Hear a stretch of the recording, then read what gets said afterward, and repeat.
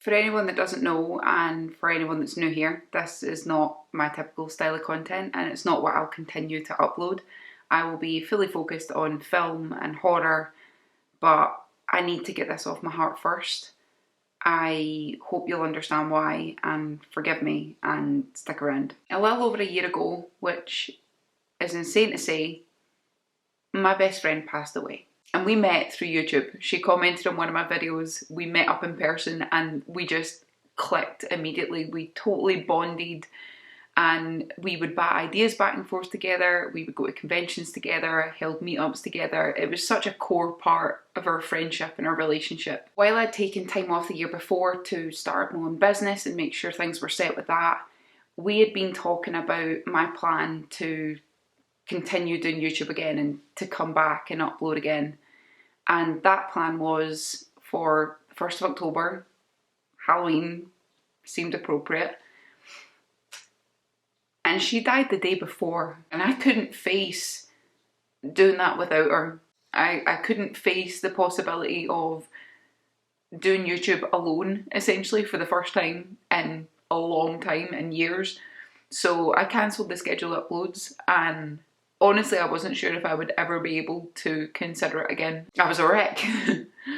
I was a mess. There was also a lot of guilt, like, what right do I have to step back into this thing that I stepped away from and to continue doing it when she's not here to anymore? Then a couple months ago, it's the weirdest thing, we went to see the Foo Fighters for my birthday and they were playing Times Like These and the only thing in my head was Nicole, and I knew that I wanted to do this. I could think about how content's always been something that's made me happy, and I could actually see that again. It wasn't just frightening or upsetting. It still is those things, but I could see good in it as well. I have been doing short form content for a good few months now to warm up, I guess, get back into it. But I knew I couldn't do a long form YouTube video without creating a memorial of sorts for Nicole first. It just didn't sit right with me. I couldn't get my conscience around it. I have written and rewritten, filmed and refilmed, edited and re-edited, and then completely scrapped dozens of versions of this video. Nothing felt adequate. That's as simple as it gets. I didn't feel like anything was worthy of her. So I've decided to scrap any fancy editing, any of the bells and whistles, and just focus on what was really important, which is her, our memories together, our friendship together, and something that was really important to her, which was her faith. I'm not a religious person, I never have been, but whenever I was going through something positive or negative, she would always tell me, "You're in my prayers, sweetie." Like, she always held it so close to her. It was always so important to her, and through everything she went through, every up and down, she always held that, and I always admired that about her. So I hope the words that I've chosen to use, the words that I'm going to borrow, will express that. So, Nicole, this video and every video that comes after it is for you. I love you, I miss you, and I will never, ever forget you.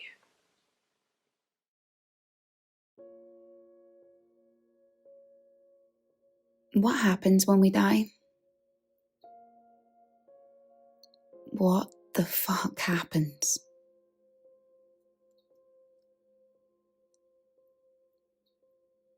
Speaking for myself. Myself.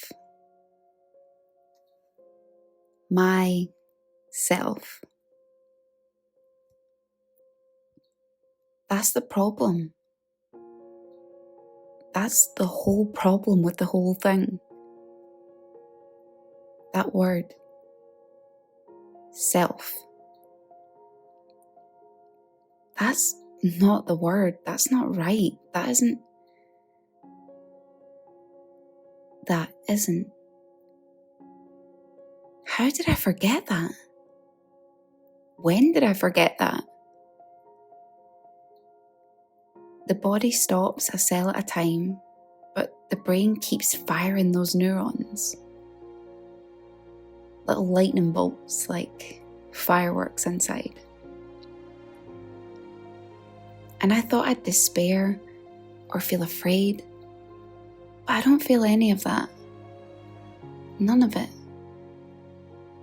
Because I'm too busy.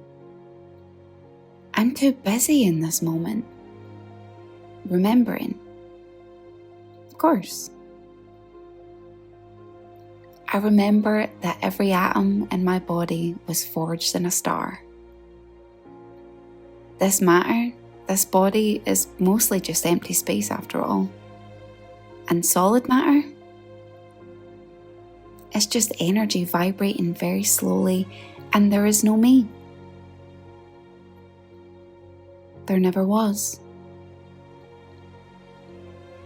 The electrons of my body mingle and dance with the electrons of the ground below me and the air I'm no longer breathing. And I remember there's no point where any of that ends and I begin. I remember I am energy. Not memory, not self. My name, my personality, my choices all came after me.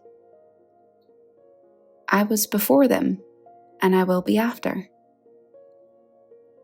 And everything else is pictures, picked up along the way. Fleeting little dreamlets printed on the tissue of my dying brain. And I'm the lightning that jumps between. I'm the energy firing the neurons. And I'm returning. Just by remembering I'm returning home. And it's like a drop of water falling back into the ocean, of which it's always been a part. All things a part. All of us a part. You, me, everyone who's ever been. Every plant, every animal, every atom, every star, every galaxy, all of it. More galaxies in the universe than grains of sand on the beach.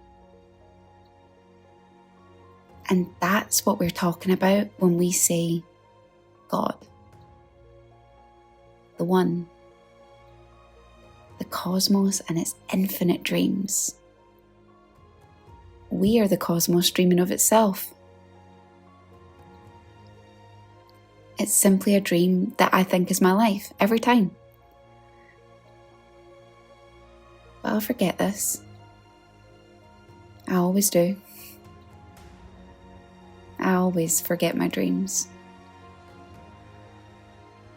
But now, in this split second, in the moment I remember, the instant I remember, I comprehend everything at once. There is no time. There's no death. Life is a dream. It's a wish. Made again and again and again and again and again and again and on into eternity. And I am all of it. I am everything. I am all. I am that I am. Also, if you've made it to the end of this voice note, honestly, Kirsty, I don't know how you done it. I don't know how you done it. Anyways, I'm going now. Goodbye. Love you. Mwah.